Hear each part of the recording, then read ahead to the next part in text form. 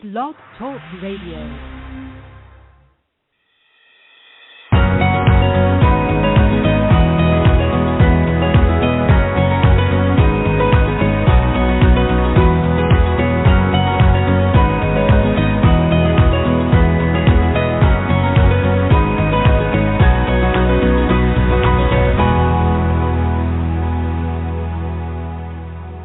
And we bring ourselves back together again for another conversation here on Viatorian Voices, Conversations on the Way. Hi, everybody. This is Jim Mitchell, and it's always a pleasure to spend a little time with you talking about the Viatorian community. And today we're going to hear from a member of that community who has really taken such an interesting path, and we often talk about what God does to lead us to certain places in our lives, and I think today's conversation with Brother Robertson is going to be very compelling in that regard. We'll find out about his history as a teacher, a campus minister, a counselor, and other stops along the way. So, first of all, Brother Rob, thanks for taking the time to be here today. Really looking forward to talking to you. Thank you. Good morning, Jim. It's a pleasure to be with you, and I look forward to the conversation as well. I know many people around St Vitor High School here in Arlington Heights and other places in the Viatorian community across the country are familiar with you. You've had a number of stops. We're going to talk about this today. But where have you landed? Tell us what you're doing right now. Okay. I have returned to, my roots here at St Vitor High School. I will be beginning my, believe it or not, 21st year of ministry here at St Vitor High School. This will be my, I think it's my third stop here at St. Vitor. I kind of crisscross back and forth between Arlington Heights and Las Vegas. Those are my two main ministry sites. But I just returned 3 weeks ago to return to the counseling department here at St. Vitor. Wanted to return to the Midwest. As I'm getting older, I've got an elderly mother who I just think I need to be here at this time in my life to support family and community and so forth. So I decided to make the switch back to Arlington Heights. And I want to talk about some of those stops, but isn't it great? I hear this often about the Viatorian community, the leadership, is that they're very agreeable to helping you be in a place you're comfortable, and by saying you wanted to be back here with your mom to be a part of that, I just think it's wonderful to hear of a community that supports you in that regard. I'm sure it's very meaningful to you. Yeah, absolutely. The Viatorians, that's one of our hallmarks is we take the vow of obedience, but the vow of obedience has a component of conversation.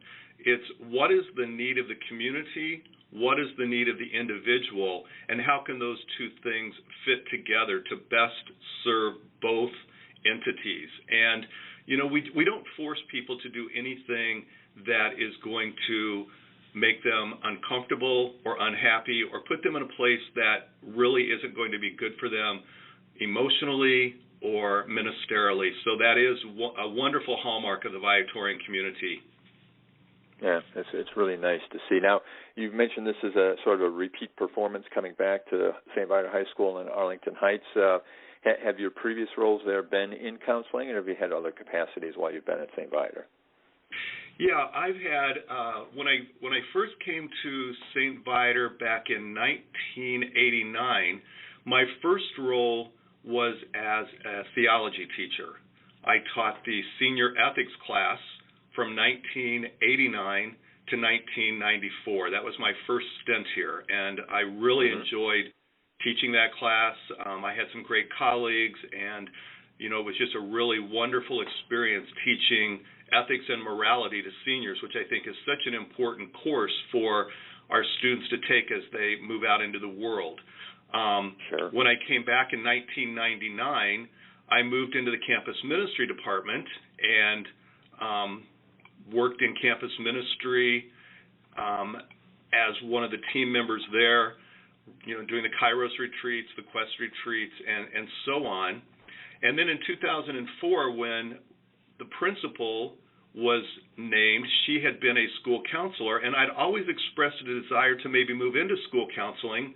The president at the time, Father Tom Van Baren, asked me if I would consider it, and I said, yeah, I would like to do that. So I moved into counseling in 2004, I went back to school, got my master's in school counseling, and began in 2004, and I was here at St. Vitor from 2004 until 2015 when I moved back to Las Vegas again and continued as a school counselor out there. Yeah, I was going to ask, I know in Las Vegas there's both a school component, high school component, and a parish. Did Correct. you spend time in the parish, or have you always been in the school system? I did work at the parish for 2 years. I went to Las Vegas 6 years ago when we were considering opening Cristo Rey St. Vitor. So I went out there with the intention of going to Cristo Rey St. Vitor. That's when we were doing the feasibility study and all of those things. So I was one of the first to go out there in the very beginning and was part of the feasibility study. But I, needed to work. So Father Wren offered me a position at the grade school, and I was a school counselor there for 2 years. But I quickly realized that I'm not a little kid person. So I had friends at Bishop Gorman High School where the Viatorians had, worked for many, many years, and I contacted them, and they allowed me to work there for 2 years in the campus ministry department because I had experience in campus ministry. So I worked at Bishop Gorman for 2 years while the school out there was being built, and then I moved over to Cristo Rey St. Vitor when the school opened for my final 2 years in Las Vegas, the last 2 years as a school counselor. Well, and I have to say, Father Wren, when I knew him as Brother Wren, one of my favorite and best teachers I ever had back in years ago at St. Vitor. I'm always glad to see how well he's doing out in Las Vegas, and know he impacts a lot of lives. But I want to, I want to talk to you about when I talk to other members of the Viatorian community, we always talk about how open they are to hearing God's call.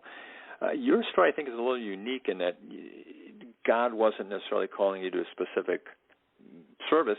You were actually called into the Catholic faith at some point, correct? Correct, yeah. My call is probably the most unique in the community. I was raised as a non-practicing Christian. I mean, my family, we did not go to church. I was not baptized. I was not part of any religion at all. And those who are in the Catholic faith don't realize how many of us are out there.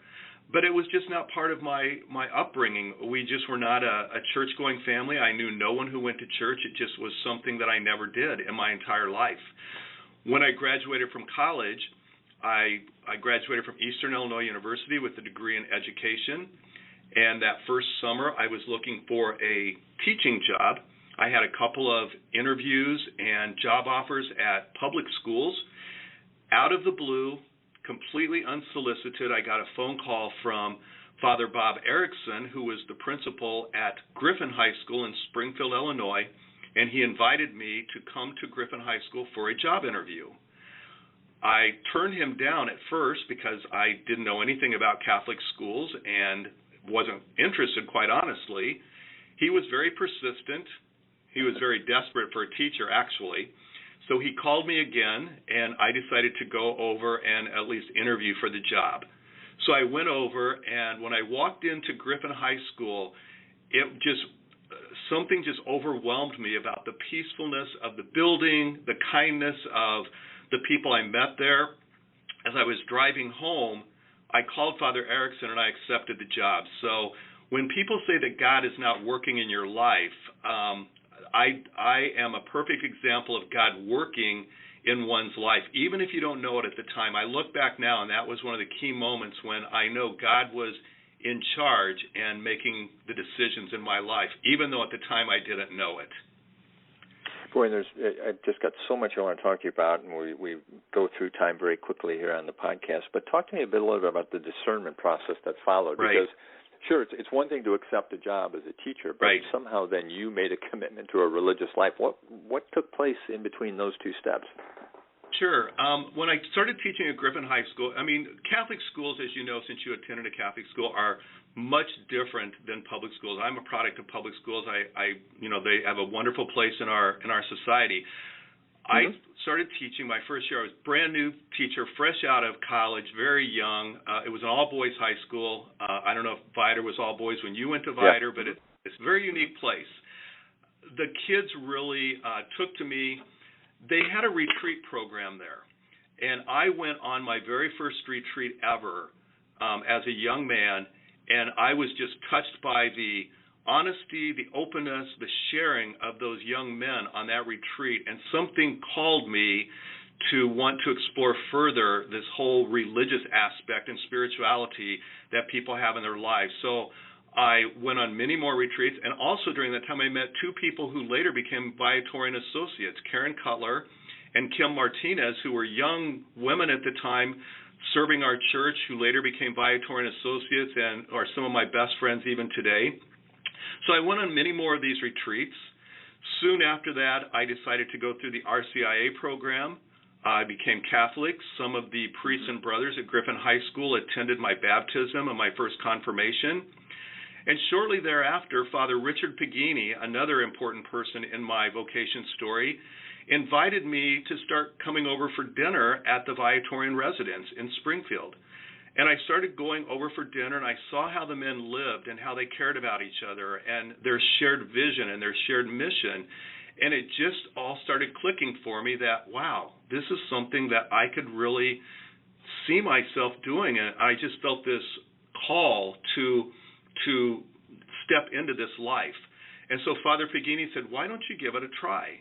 And so I filled out, all the necessary paperwork, did all the stuff that was required, and I moved in with them for 1 year as what we called in those days an associate or pre-novice, and lived with them for a year, and it was a very fulfilling life for me, and I chose to join the Viatorians in the novitiate in 1986 and took my vows in 1987, and it has been an incredible, life-fulfilling journey that I never would have imagined when I was a young man in college. So it's been, blessed by God every single day. And a minute or two here left with you. Talk about your journey and maybe what others can learn from it, whether it's being open to a call, being Sure. aware of things around you, trying new things. I mean, what does your story do for others who might be young and whether they're thinking about this type of life or not? I mean, what's the lesson here? Sure. I think what I try to tell people is to be open. We don't all have to fit into the cookie-cutter life that we think society tells us we have to be in. We don't have to get married, have children, live in the suburban house, and, cookie-cutter doesn't work for everyone. This is a very fulfilling lifestyle. Listen to your heart. Listen to your gut. Listen to what other people are saying to you. If someone says, I think you have what it takes to be, a religious, that's a call from God. The person might be the vessel, but the call is coming from God, and that's what I've learned over the years. If people wouldn't have said to me, Rob, you have something in you that we think God could use in this special way, I never would have said yes if somebody wouldn't have asked me to consider it. So I think that's my message to people is be open, listen to what others are saying because that is God calling you, and don't rule it out. It is a wonderful, life-fulfilling, blessed life that I think many people overlook because society says, no, this is what you do. You get married, you have kids, you work in the city, you ride the train, and that's what you do. And that's not all there is.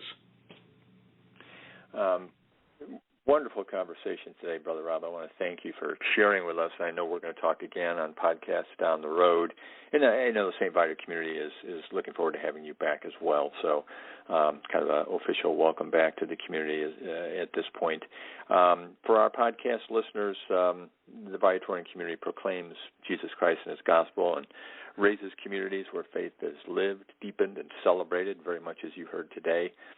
Founded by Venerable Louis Kerb, the Viatorians are professed brothers and priests and lay associates who strive to do everything well so that through us Jesus may be adored and loved. And I hope our podcast series brings that to light. To learn more about the Viatorian community, you can visit Viatorians.com and plenty of information there. And, of course, listen to our ongoing podcast series. Thanks to Brother Rob. Thanks to all of you for listening, and we look forward to talking with you again soon.